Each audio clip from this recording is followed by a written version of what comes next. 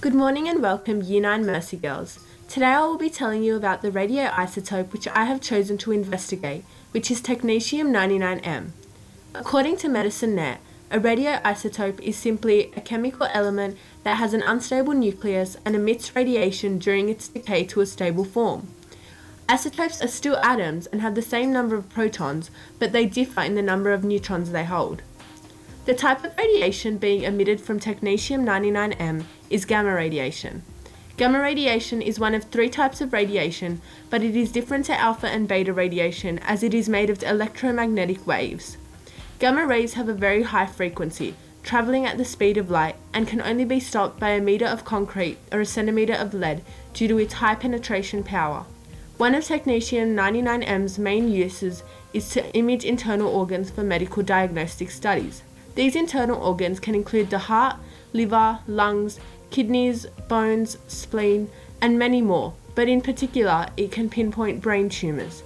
Approximately 85% of all scans use Technetium-99m, and statistics show that it is used around 20 million times every year. The reason Technetium-99m is used so widely is because its very unique characteristics which create many advantages in its field.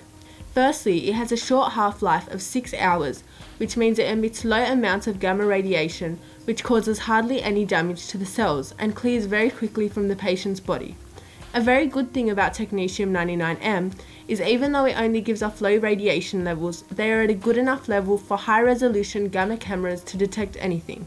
This particular radioisotope isn't limited to just certain parts of the body, but can travel to many different organs so that even if diagnostics are for specific areas, Technetium-99m can always be used for a very rapid diagnosis.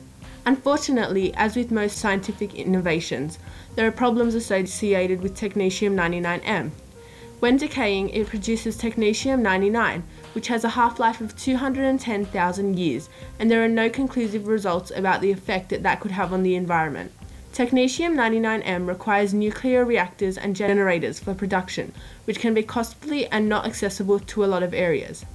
But in comparison, it is evident that even though issues are raised in regards to this radioisotope, the benefits definitely overshadow the problems. We are able to see internal imaging because of Technetium-99m, which can pinpoint any problems inside the body rapidly so that treatment can take place. As long as the radiation it emits is kept safe and precautions are taken, the use of Technetium-99m advances medical imaging.